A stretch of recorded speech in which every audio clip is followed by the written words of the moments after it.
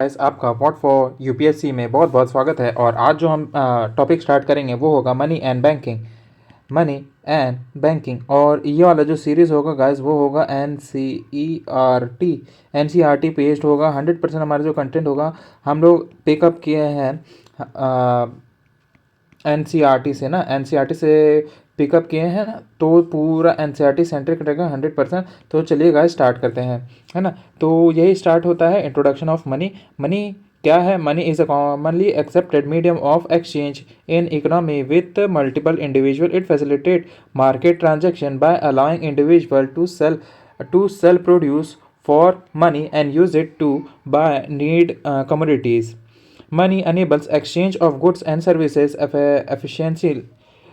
Once in circulation, the banking sector primarily handles transaction. बिल्कुल सही बात है। अब आप ये देखिए, ये जो हमारी करेंसी है ना, हमारी इंडियन करेंसी हमें गुड्स और सर्विसेज को बाय करने के लिए फैसिलिटेट करती है। हमें कहीं और किसी और मीडियम की कोई ज़रूरत ही नहीं होती, किसी और प्रोडक्ट की कोई ज़रूरत ही नहीं है हमें ये गुड्स और सर्विसेज बाय करने के लिए, है ना। वही मीडियम ऑफ एक्सचेंज ये रहता है। हमें मान लीजिए ये एक गुड्स है ना, मान लीजिए ये है रेड बुल। आपको ये रेड बुल अगर पीनी है तो पीने के लिए आप क्या करोगे? ये करेंसी हमारा पे करोगे और ये रेड बुल आपका हो जाएगा। यहाँ पे आप ये रेड बुल आपका, है ना, हो जाएगा। सिंपल सी बात है ये, है ना। तो चलिए आगे बढ़ते हैं।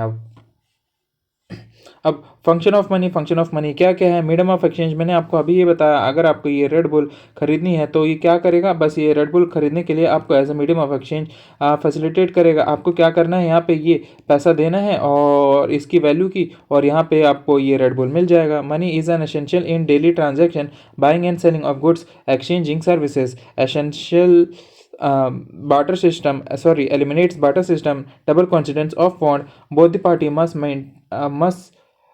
want each others goods. जैसे डबल कोइंसिडेंस ऑफ वांट क्या है? जहाँ पे पहले क्या हुआ करता था? पहले बार्टर सिस्टम हुआ करता था। जब ये करेंसी नोट्स हमारे सर्कुलेशन में नहीं थे तब क्या चलता था? बार्टर सिस्टम चलता था। अब इस बार्टर सिस्टम में क्या है?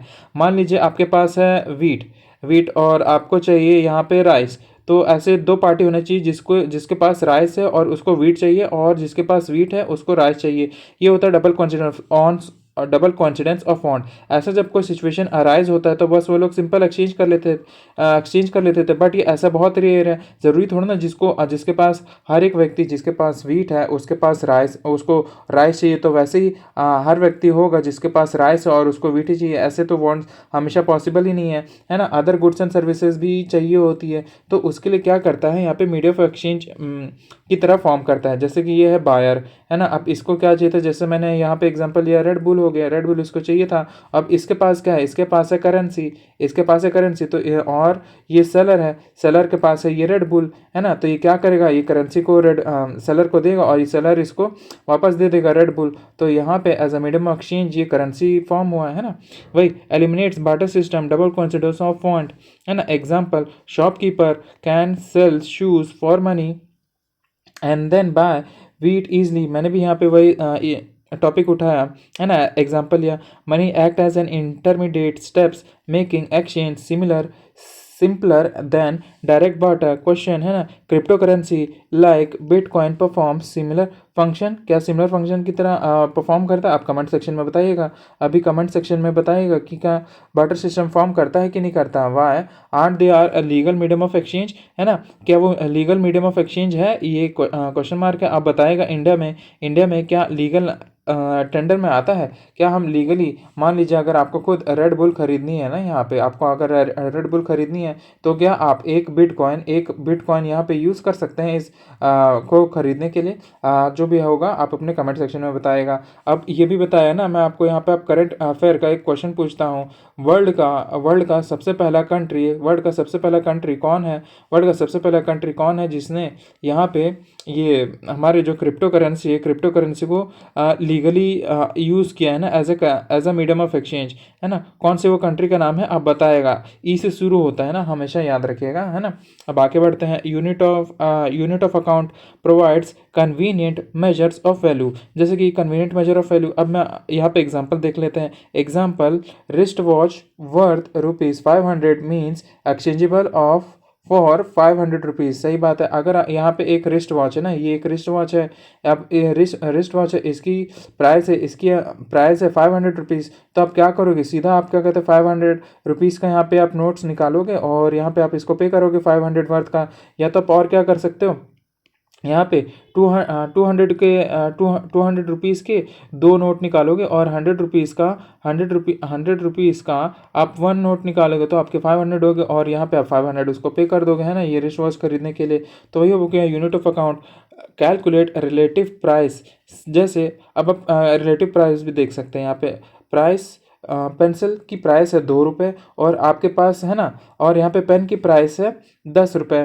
तो यानी कि एक पेन के प्राइस में आप दो पेंसिल खरीद सकते हैं, है ना। बिल्कुल सही बात है। ये हमारे सी सेट का क्वेश्चन भी ऐसे ही पूछ देता है ना। ये याद रखें, सी सेट के ऐसे सारे क्वेश्चन आ जाते हैं कई बार।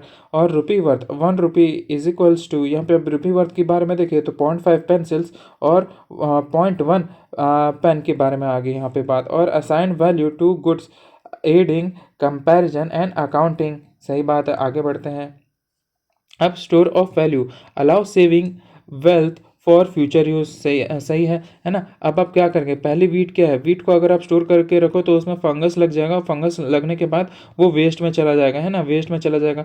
बट ऐसा नहीं है, यहाँ पे मान लीजिए ये करेंसी, अब ये करेंसी जब तक ये सिविलाइजेशन है, या तो आप अराउंड मान लो उसकी 50 से लेके 100 ईयर्स, उसकी डिपेंड करती है क्वालिटी में, या तो है ना, जो वहाँ की सेंट्रल बैंक होगी उसको जब तक लीगल टेंडर मार के रखा है, एज ए लीगल करेंसी मान के रखा है, तब तक उसकी फ्यूचर वैल्यू रहेगी। वो नॉन पेरिशेबल होगा, है ना, लो कॉस्ट होगी उसकी स्टोरेज की। अब आपको वीट को स्टोर करने के लिए क्या चाहिए, सबसे पहले तो वैक्यूम चेम्बर चाहिए, है ना, वैक्यूम होना चाहिए जो भी बर्तन में यूटेंसिल में आप रखोगे।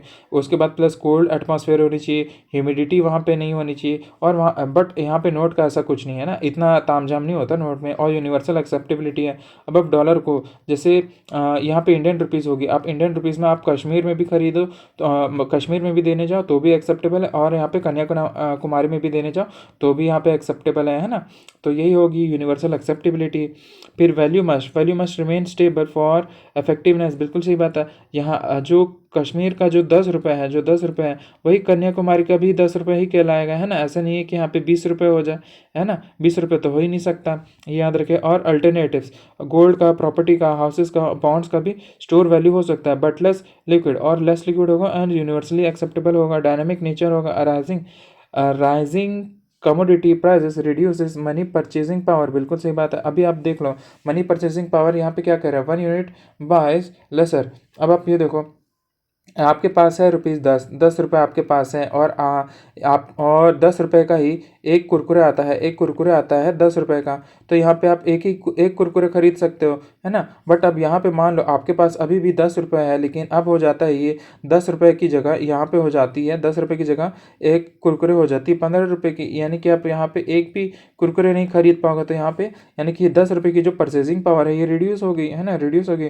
पहले आप 10 रुपये में एक कुरकुरे आप खरीद सकते थे, लेकिन अब ऐसा नहीं है। अब ये 10 रुपये की जगह आप 10 रुपये की एक कुरकुरे की जगह अब आप ज़ीरो खरीद रहे हैं। तो बस वही डायनेमिक नेचर है। राइजिंग कमोडिटी प्राइस, मैंने भी आपको बताया 10 रुपये की चीज़ जब 15 में हो जाएगी, है ना, रिड्यूसेस मनी परचेजिंग पावर, है ना। यहाँ पे 10 रुपये में आप एक कुरकुरे खरीद सकते थे, जब वो 15 की हो गई तब वो ज़ीरो आप खरीद सकते हैं वो commodity.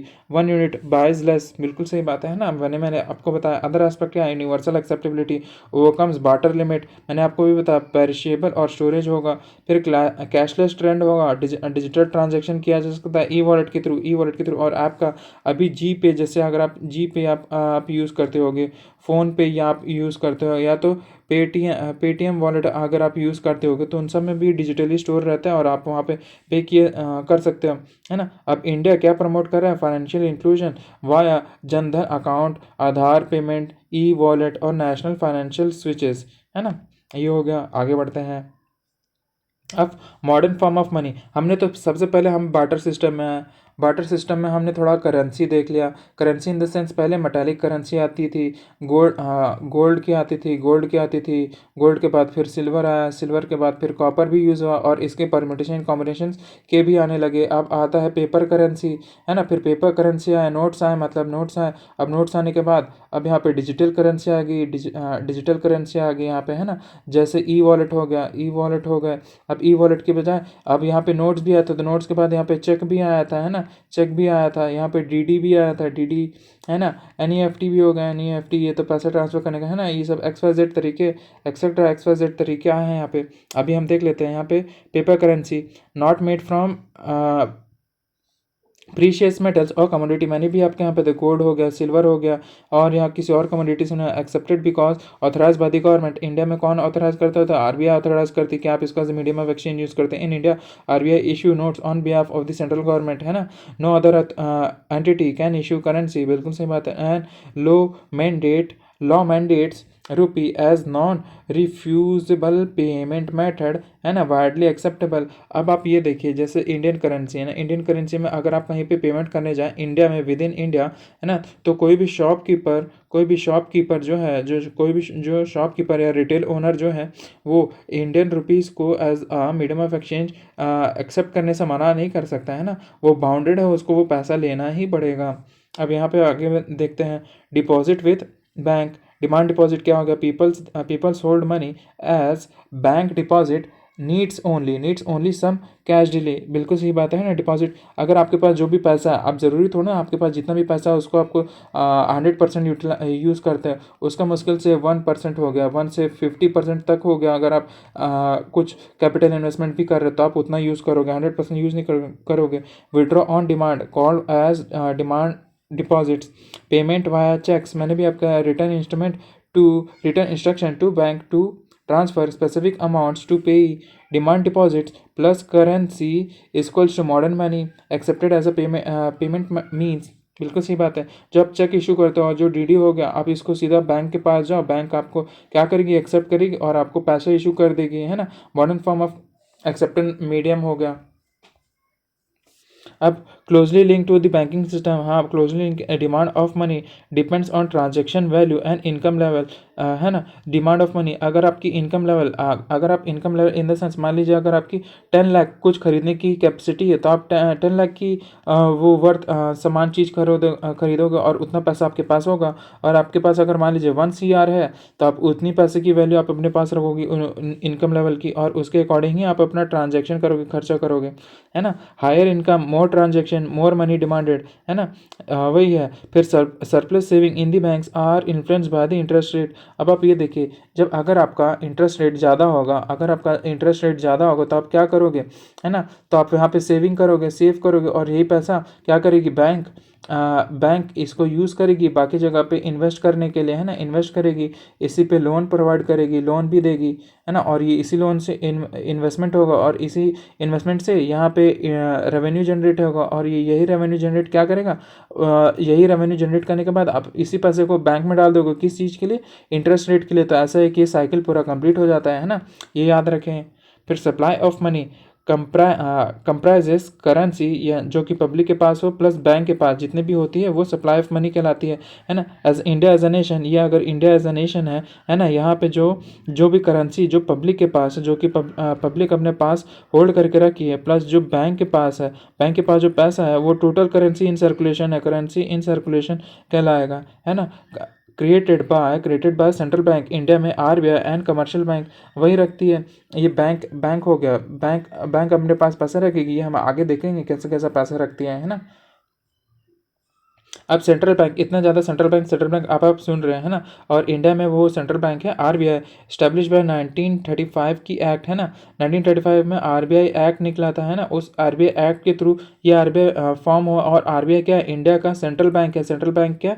It is apex bank है ये, जो हर एक चीज़ को ओवरसाइट करता है ना, रेगुलेट करता है, प्लस फॉर्मुलेट करता है एंड मॉनिटर भी करता है हर एक चीज़ को। क्या? हर एक चीज़ को, मॉनेटरी पॉलिसी को, है ना। फिर मनी सप्लाई को, मनी के सप्लाई को, मनी के रेगुलेशन को, है ना, इंटरेस्ट रेट को भी रेगुलेट करेगा। अभी आप देखते हैं इसके फंक्शंस क्या है। Issue of currency, control money supply via bank rate, reserve ratio, banker to the government, custodian of forex reserve, RBI currency equals to high power और reserve money based on credit creation, है ना, base for credit creation. ये भी आप देखेंगे आगे जो आएगा, आगे जितने भी लेक्चर्स रहेंगे उसमें हम ये सारे चीज़ समझेंगे। हाई पावर क्या होता है, रिजर्व मनी क्या होता है, बैंक रेट क्या होता है ना, रिजर्व रेशियो क्या होता है, बैंकर टू गवर्नमेंट। अब क्या है, गवर्नमेंट को मान लीजिए अगर कोई पैसा हो तो इस गवर्नमेंट का बैंकर कौन होगा, ये होगा आरबीआई होगा, है ना। और जो जनरल पब्लिक है इसका बैंक कौन होता है, जो कमर्शियल बैंक्स होते हैं ना, जैसे अब यहाँ पे कैनरा बैंक हो गया, है ना, एसबीआई हो गया, एचडीएफसी हो गया, एचडीएफसी, ये सब अलग अलग बैंक है। पंजाब नेशनल बैंक हो गया, पंजाब नेशनल बैंक, है ना। ये सब आप देख सकते हैं, ये सब होते हैं जनरल पब्लिक के लिए। बट यहाँ पे गवर्नमेंट के लिए कौन है बैंकर, यहाँ पे आरबीआई है, यहाँ पे बैंकर, है ना। ये सब देखा जा सकता है। आगे चलते हैं। कमर्शियल बैंक क्या है, कमर्शियल बैंक ये भी एक बैंक है, और ये बैंक आता है, इस बैंक के ऊपर होता है आरबीआई के नीचे आता है ये सब कमर्शियल बैंक, है ना। कमर्शियल बैंक इसके नीचे आता है। अब इसकी फंक्शन क्या होते हैं, it accept deposit lend to the borrower, interest lower on deposit and higher on loan and spend as end, जो बीच की जो डिफरेंस होती है, बीच की जो डिफरेंस आती है उसको वो हो जाती है उसकी प्रॉफिट। जैसे फॉर द टाइमिंग देख लें, अगर डिपॉजिट में अगर आपको 4% इंटरेस्ट रेट मिल रहा है, मैं अभी बस एग्जांपल ले रहा हूँ, है ना, तो यहाँ पे अगर आप लोन लोगे तो लोन में आपका वहाँ पे आएगा 8 पॉइंट समथिंग मान लीजिए आपका आ जाता है यहाँ पे इंटरेस्ट रेट। तो ये जो डिफरेंस जो आया यहाँ पे 4.25% का, ये जो डिफरेंस आया है ना, यही हो जाता है कमर्शियल बैंक लोगों का प्रॉफिट। यहीं पे आ जाती है इनकी प्रॉफिट मार्जिन, है ना। यही सब, जितना ज़्यादा डिफरेंस होगा उतना ज़्यादा उनकी मार्जिन रहेगी प्रॉफिट की, है ना। अब ये intermediary channel surplus fund to the needy. अब channel surplus fund for to the needy, ये देखिए, अभी जिसके पास बहुत ज़्यादा पैसा है वो क्या करेगा, बैंक के पास जाएगा, बैंक में अपना डिपॉजिट कर देगा वो सब जितनी भी करेंसी है। अभी डिपॉजिट हुई करेंसी क्या करेगी, जो बैंक क्या करेगी, अब इसको लोन की तरह देगी। लोन की तरह किसको देगी, जिसकी इसके पास नीड है। और ज़्यादातर नीड किसके पास होगी, या तो, है ना, या तो पुअर पीपल के पास होगी, या तो या तो गवर्नमेंट के पास होगी। गवर्नमेंट को पैसा चाहिए होगा कोई इन्वेस्टमेंट एक्टिविटी, यहाँ पे अब यहाँ पे बिजनेसमैन जो हुआ उसको चाहिए होगा पैसा, और ये पैसा बैंक यहाँ पे दे देगी। और इन लोग से क्या करेगी, इन लोग से higher rate of interest rate में इंटरेस्ट कमाएगी। और इंटरेस्ट का यहाँ पे जो डिफरेंस आएगा उसका यहाँ प्रॉफिट मार्जिन यहाँ पे ड्रॉ हो जाएगा कमर्शियल बैंक का, है ना। कमर्शियल बैंक का यहाँ पे प्रॉफिट मार्जिन यहाँ पे इंक्रीज होता जाएगा जितना ज़्यादा डिफरेंस होगा।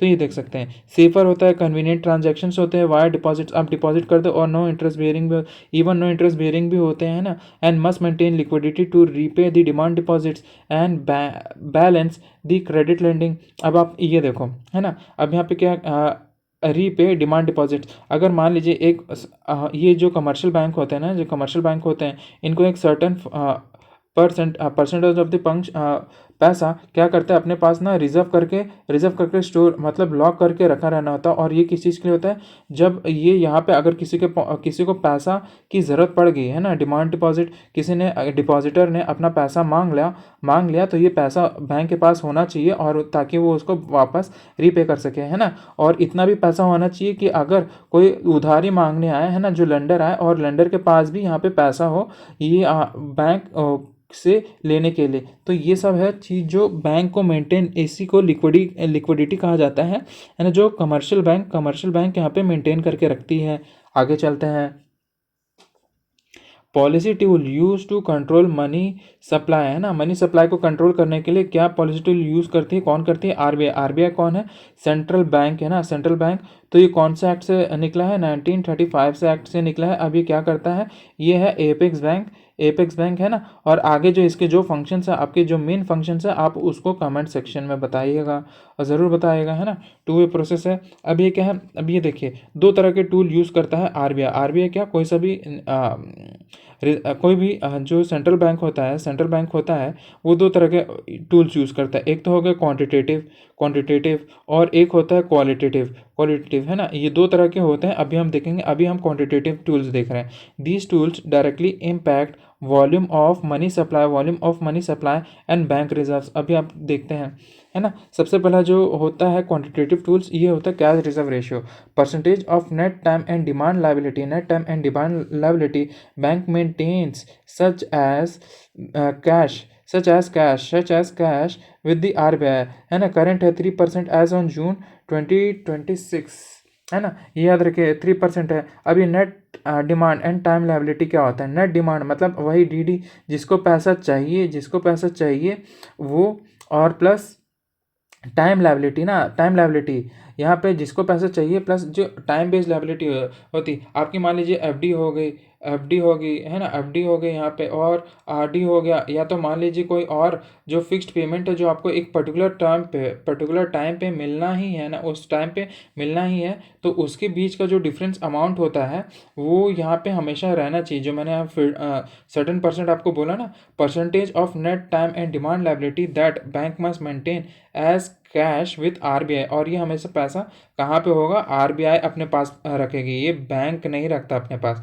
ये सर्टेन पैसा है जो बैंक लोग RBI के पास जाके जमा कर देंगे, वो भी किस में रखेंगे? कैश में रखेंगे ना, ये याद रखिएगा। अब देखते हैं, increase in CRR equals to reduce lending capacity. अब यहाँ पे देख लीजिए, मान लीजिए जो बैंक था, ये जो बैंक है, अब इसके पास था 100 रुपीज़ में मान लीजिए 3% हो गया ना। चलिए फॉर द टाइम भी मान लेते हैं 10% हो गया। 10% था, यानी कि उस समय बैंक के पास था 90 रुपीज़, वो कर सकता है अपना लेंडिंग एक्टिविटी, है ना, क्योंकि ये 10% तो है RBI के पास है इतना पैसा। अब हो जाता है ये 10 से हो जाता है 20%। अब तो 20% यहाँ पे RBI ले जाएगी, तो यहाँ पे 80% बच जाएगा बैंक के पास, यानी कि यहाँ पे 10 रुपये और कम पड़ गए। और आगे देखते हैं, 30% हो गया मान लीजिए CRR, तो यहाँ पे अगर बैंक के पास आ जाएगा 70 रुपीज़, यानी कि यहाँ पे जितना इंटरेस्ट रेट बढ़े जा रहा है उतना वहाँ पे उसकी लैंडिंग कैपेसिटी, यहाँ पे लैंडिंग कैपेसिटी है वो कम हो जा रही है ना। यहाँ पे रेट जब जैसे ही बढ़ रहा है वहाँ पे तो लैंडिंग कैपेसिटी यहाँ पे रिड्यूस हो जा रही है बैंक की, है ना। इसका मतलब क्या होता है? Contract of money policy and curves inflation, decrease CRR। अब डिक्रीज CRR क्या होगा? मैंने वही आपको बताया, 30% था मान लीजिए CRR, तो बैंक के पास था तब उस समय बचता था 70 रुपीज़। अब वो मान लीजिए 5 हो जाता है CRR आपका, तो यहाँ पे बैंक के पास आ जाता है 95 रुपीज़, है ना, जिसको वो अपनी एक्टिविटी के लिए लैंड कर सकती है, अपने फ्रीडम से यूज़ कर सकते हैं। तो lending capacity, increase in lending capacity होगा तो एक्सपैंड, तो मनी सप्लाई क्या होगा? एक्सपैंड करेगा, है ना। ज़्यादा लोगों को पैसा देगा तो मार्केट में क्या होगी? मार्केट में ज़्यादा लोगों के पास वो पैसा जाएगा, यही है। एग्जाम्पल देख लेते हैं, है ना। ₹400 अगर बैंक के पास है 400, उसमें 25% है CRR, तो अभी बैंक के, है ना, तो वो 100 रुपये CRR वो कहाँ पे जाके देगा? वो RBI के पास जाके देगा, यहाँ पे पड़ा रहेगा RBI के पास। तो यानी कि अब यहाँ पे बैंक के पास कितने पैसे बच जाते हैं? 300 रुपये बच जाते हैं, है ना। तो वो यहाँ पे ऐसा ओवरऑल सप्लाई मेंटेन करके रखेगा, ये हो जाता है CRR। अब आगे देखते हैं, स्टैट्यूटरी लिक्विडिटी रेशियो। अब ये भी हो जाता है, percentage of net demand and time liability bank hold must hold in liquid assets such as cash, gold, approved government security. Currently 18% है ना, एट प्रेजेंट 18% हो गया। अभी लिक्विड एसेट्स क्या होता है? Liquid assets in the sense जो तुरंत कैश के फॉर्म में, करेंसी के फॉर्म में कन्वर्ट हो जाए, या तो करेंसी ही हो या तो उसके फॉर्म में तुरंत कन्वर्ट हो जाए, वो कम से कम टाइम में, तो वो लिक्विड एसेट्स में आता है। जैसे कि कैश तो है ना, आप टोटली उसको यूज़ कर सकते हो। आप गोल्ड को बेचने जाओगे तो आपको तुरंत कैश मिल जाएगा, और गवर्नमेंट सिक्योरिटीज़ को भी अगर आप बैंक के पास जाओगे या अदर कोई इंस्टीट्यूशन के पास जाओगे तो वो भी आपको तुरंत कैश में दे देगा, है ना। तो ये है 18%, मान लीजिए, है ना। अब यहाँ पे परसेंटेज, अब यहाँ पे net time and demand liability है, यहाँ पे मान लीजिए 100 रुपीज़, है ना। तो यहाँ पे बैंक के पास मिनिमम 18 रुपये अपने पास as a liquid assets maintain करके रखना पड़ेगा, ये 18 रुपये को, है ना। ये 18 रुपये बैंक को अपने पास मेंटेन करके ही रखना पड़ेगा। और ये 18 रुपये अपने पास मेंटेन करके रखेगा यहाँ पे बैंक, प्लस यहाँ पे ये जो 3% है, इतना 3% उसको आरबीआई के पास भी जमा करके रखेगा पैसा, है ना, उसको यहाँ पे भी जमा करके रखना पड़ेगा। अब ये देखते हैं, increase in SLR, lock more funds in safe assets यानी कि यहाँ पे 18 मिनिमम 18% पैसा यहाँ पे लॉक हो गया है, यानी कि ना अब इस पैसे को जो बैंक है वो छेड़छाड़ नहीं कर सकता, ये लॉक हो गया, इसको वो छुएगा ही नहीं। ये सीधा हकदार है इसके, जो जो यहाँ पर जो डिपॉजिट किए हैं ना, सिर्फ वही उनके हकदार हो जाते हैं, वहाँ उनके कस्टमर हकदार हो जाते हैं ना बैंक का। अब वही रिड्यूस क्रेडिट क्रिएशन, अब वो जब बैंकों के हकदार हो जाते हैं तो वो पैसा लॉक हो गया, तो उसमें क्रेडिट वो क्रिएट ही नहीं कर पाएगा, है ना, उतने कम पैसे से उसको मनी क्रिएशन आएगी। अब यहाँ पे डिक्रीज इन एसएलआर का क्या होगा था, फी रिड्यूस, है ना, तो फी रिड्यूस होगी लेंडिंग के लिए, तो यहाँ पे वही लिक्विडिटी बूस्ट हो गई, है ना, एसएलआर कम हो गया, यानी कि आपको जो पैसा जो लॉक करके रखे थे वो भी अब कम लॉक होके रहेगा, तो यहाँ पे बूस्ट हो जाएगी। और ensure bank solvency and control credit expansion. ऐसा नहीं है, अगर मान लीजिए यहाँ पे 0% हो गया ना, अभी यहाँ पे हो जाता है 0%, तो यानी कि सारा पैसा तो भेज देंगे, मतलब ये क्रेडिट क्रिएशन के लिए सबको लोन दे देंगे, है ना, हायर रेट ऑफ इंटरेस्ट में। अब मान लीजिए तो यहाँ पे अगर किसी को ज़रूरत पड़ी, मान लीजिए किसी फादर को अपने घर में किसी की इलाज कराना है, या तो खुद की गाड़ी खरीदनी है, तो वो पैसा कहाँ से लाएगा, जब अगर बैंक की सारा पैसा लैंडिंग एक्टिविटी में ही पूरा पैसा स्पेंड कर देगा, है ना। तो ये एक पैसा, ये सर्टेन परसेंटेज होता है जिसको कमर्शियल बैंक लोगों को लॉक करके रखना पड़ेगा, हमेशा लॉक करके ही रहेगा ये पैसा उसके पास। Bank rate long term rate at which RBI lends to bank, है ना, aligning with marginal standing facility. अभी आप देखेंगे आगे क्या होता है rate, and currently it is 5.5%। वो लॉन्ग टर्म रेट जिसमें आरबीआई क्या करेगी, जो कमर्शियल बैंक है उसको लोन प्रोवाइड करेगी, है ना, और करंटली ये 5.5% है। हायर रेट क्या क्या सिंबलाइज करेगी, कॉस्टलर बोरोविंग होगी, तो डिस्करेज करेगी उस समय लेंडिंग एक्टिविटी, तो उससे क्या होगा, जो मनी सप्लाई होगा वो कम हो जाएगा। लोअर रेट अब क्या है, चीपर फंड्स होंगे, मतलब ज़्यादा सरप्लस पैसा होगा उसके पास, बैंक के पास। अब वो क्या करेगा, इनकरेज करेगा एक्सपेंशन, सबको देते रहो लोन, है ना, हमारे पास ज़्यादा पैसा है करके। अभी ओपन मार्केट ऑपरेशंस आ जाता है। ओपन मार्केट ऑपरेशंस क्या होती है, buying and selling of government security. अब बस ये मान लीजिए कि एक पेपर है ना, और इस पेपर की कुछ वैल्यू होती है, मान लीजिए XYZ, इसकी एक वैल्यू है ना, तो इस वैल्यू एक सर्टेन पीरियड ऑफ टाइम, मान लीजिए 5 साल के बाद ये वैल्यू आप रियलाइज़ कर सकते हैं। अभी आपने इस 100 रुपये यहाँ पे लगाया इस गवर्नमेंट सिक्योरिटी में, तो ये बोलेगा कि 5 साल बाद मैं क्या होऊंगा, 150 रुपये हो जाऊंगा, या 125 रुपये हो जाऊंगा, या 175 रुपीज़ हो जाऊंगा, मतलब कुछ भी होगा, ये ज़्यादा वैल्यू हमको मिलेगा। तो ये यहाँ पे भी इसको दिया जा सकता है ना, ओपन मार्केट ऑपरेशंस। अब ये देखो, जब आपने ये सिक्योरिटी को बाय करोगे, तो अगर आपने खरीदा ये एक सिक्योरिटी है, ये आरबीआई है ना, आरबीआई क्या करेगी, और ये है आप, है ना, ये मान लीजिए आप है। अब आप क्या करोगे, ये सिक्योरिटीज़ को आपने खरीदा, कहाँ से खरीदा, बैंक के थ्रू खरीदा, मतलब आरबीआई के थ्रू खरीदा, तो आरबीआई के पास आ जाएगा, आप इसको पैसा करोगे आरबीआई के पास, है ना, तो खरीदोगे, तो आपके पास क्या है, मार्केट से तो पूरा पैसा चला जाएगा आरबीआई के पास। अब आप क्या करेगा, ये आरबीआई मान लीजिए ये गवर्नमेंट सिक्योरिटी को आपको बेचेगा, है ना, यहाँ से आपसे खरीदेगा, सॉरी, है ना, ये गवर्नमेंट सिक्योरिटीज है, ये आप हैं, और यहाँ पे आरबीआई है यहाँ पे। अब ये आरबीआई, अगर ये गवर्नमेंट सिक्योरिटीज को आप क्या करोगे, आप बेच दे रहे हो ये किसको, आरबीआई को, यानी कि आरबीआई को बेच दे रहे हो, तो आरबीआई आपको क्या देगा, यहाँ आरबीआई यहाँ पे आपको पैसा देगा, यानी कि आपके पास ज़्यादा पैसा आएगा, है ना, पैसा मार्केट में पैसे की वॉल्यूम बढ़ जाएगी, है ना, जब आरबीआई खरीदेगी। वही आप इसको थ्योरी में देख लेते हैं, buying of securities inject money page bank and increase in reserve और सप्लाई। मैंने आपको ही बताया, अभी मान लीजिए आरबीआई, यहाँ पे आरबीआई, ये आरबीआई के कॉन्टेक्स्ट में समझ लीजिए, मान लीजिए आरबीआई हो गई, आरबीआई यहाँ पे क्या करेगी, ये गवर्नमेंट सिक्योरिटीज़ आरबीआई होगी या कमर्शियल बैंक हो गया, चलिए कुछ भी समझ लीजिए। अभी यहाँ पे आप कमर्शियल बैंक ले लीजिए, ज़्यादा अच्छा, क्योंकि हम लोग तो डेली कमर्शियल बैंक को यूज़ करते हैं ना, तो यहाँ पे कमर्शियल बैंक हो गया। वो जब कोई चीज़ बाय करेगा तो वो क्या करेगा, आपको पैसा देगा, यानी कि मार्केट में वापस पैसा आ रहा है, तो वो पैसा से क्या आ गई, आपके पास रिजर्व्स बढ़ गए यहाँ पे। अब वो मान लीजिए सेल करेगी ना, सेल करेगी, सेंट्रल बैंक यहाँ पे सेल कर रही है, तो वो क्या करेगी, आप मार्केट से पैसा एब्जॉर्ब कर, क्योंकि वो जब सेल कर रही है तो वो पैसा तो वापस लेगी, तो मार्केट से पैसा की सप्लाई कम हो गई, यही हो गया है ना। तो टाइप, अब इसके दो टाइप होते हैं, आउटराइट हो गया यानी कि परमानेंट एक बार सेल कर दिया, और या तो रेपो रेट होता है, रेपो रेट यानी कि टेम्परेरी होता है ना, रेट फ्लक्चुएट होते रहते तो उसके हिसाब से खरीदी बिक्री चलती रहती है। अब यहाँ पे रेपो रेट क्या होता है, रेट फॉर शॉर्ट टर्म, है ना, rate for short term secured lending, for secured lending by RBI.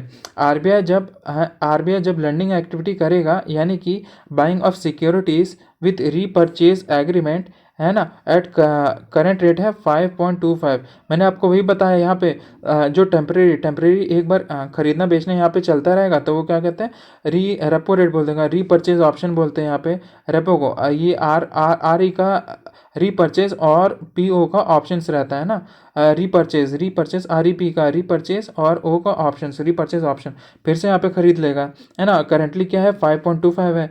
Main tool under liquidity adjustment ratio, जैसा उसने बोला है वैसे काम है, लिक्विडिटी क्या करेगी, एडजस्ट करेगी, और ये फैसिलिटी प्रोवाइड करती है।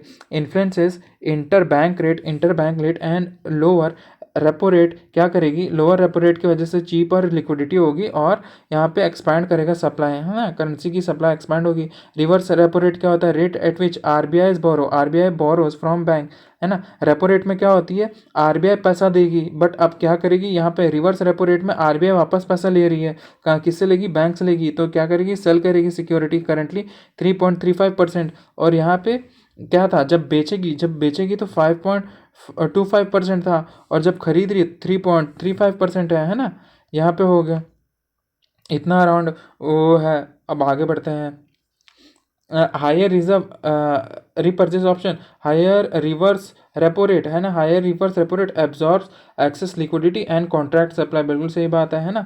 जब हायर रेपो रेट रहेगा मतलब higher rate of interest commercial bank लोगों को मिलेगा, आरबीआई की लोन ले रही है, तो कमर्शियल बैंक क्या करेंगे, सारा पैसा मार्केट में जितना भी पैसा था वो आरबीआई को देने लगेंगे, क्योंकि यहाँ पे ज़्यादा पैसा मिलेगा, किसको मिलेगा, यहाँ पे कमर्शियल बैंक लोगों को मिलेगा ना, कमर्शियल बैंक लोगों को ज़्यादा पैसा मिलेगा।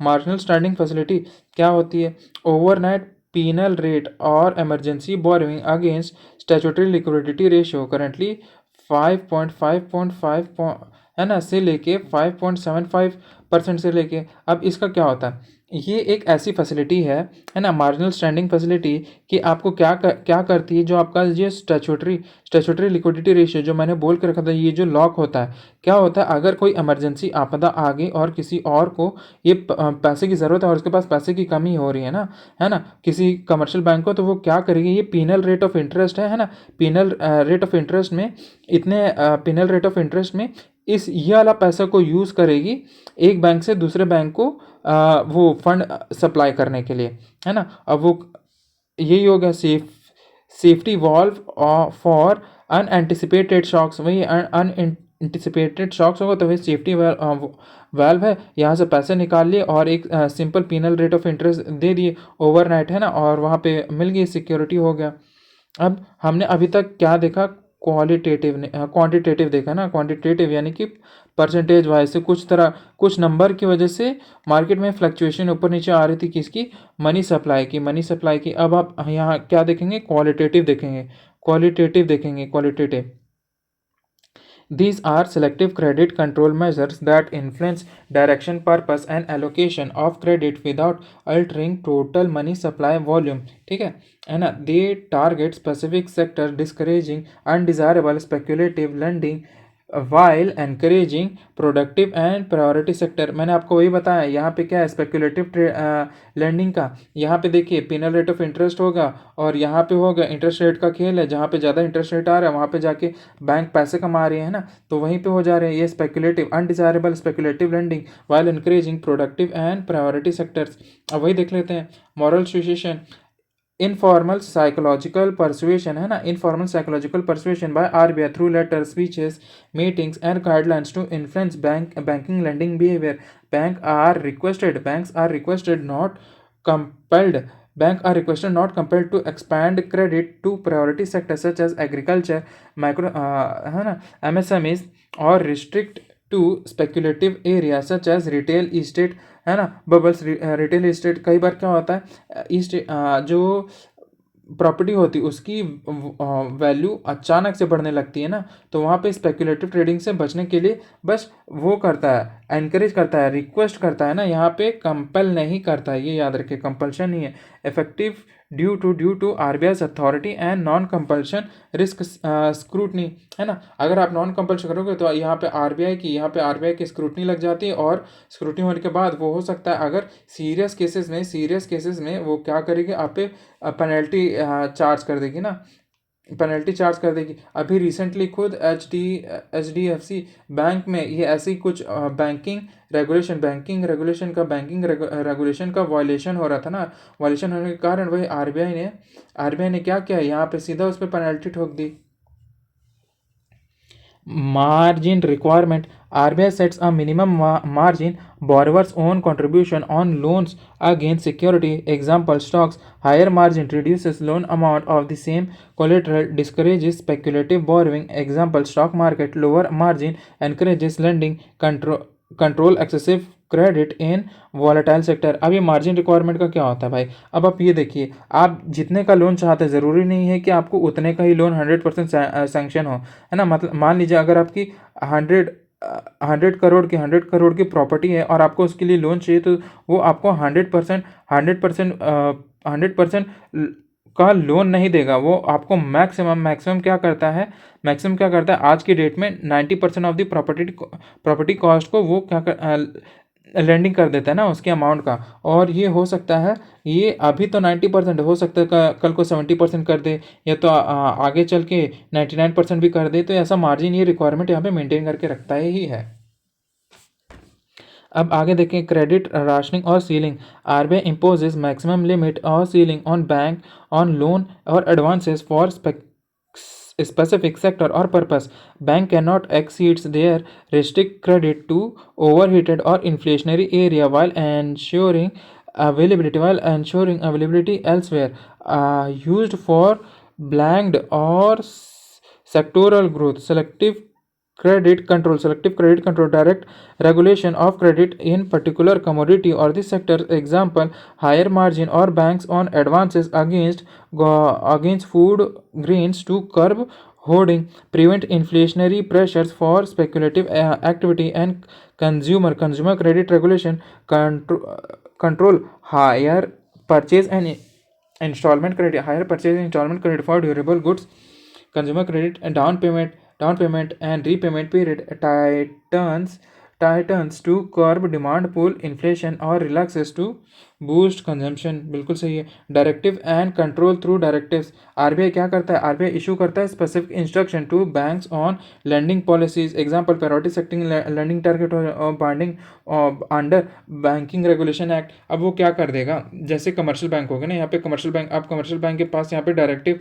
वो ठोक देगा, कौन ठोक देगा, आरबीआई, कि आप क्या करोगे, एक सर्टन परसेंट मान लीजिए 10%, एग्जाम्पल है ना, मान लीजिए 10% आप अपनी टोटल लैंडिंग कैपेसिटी का प्रायोरिटी सेक्टर, जैसे कि एग्रीकल्चर हो गया, है ना, एमएसएमईज हो गए, एमएसएमईज हो गए, या तो सेल्फ हेल्प ग्रुप हो गए, सेल्फ हेल्प ग्रुप्स, या भी आगे देखेंगे क्या होता है, इन सबको आपको एक मिनिमम आपको ये 10% तो खर्च करना ही इन सेक्टर में, है ना, किसी भी हालत में। तो वही डायरेक्टिव सेट्स कर देता है, एग्जाम्पल प्रायोरिटी सेक्टर है ना, और ये बाइंडिंग हो जाता है किससे, बैंकिंग रेगुलेशन एक्ट के थ्रू।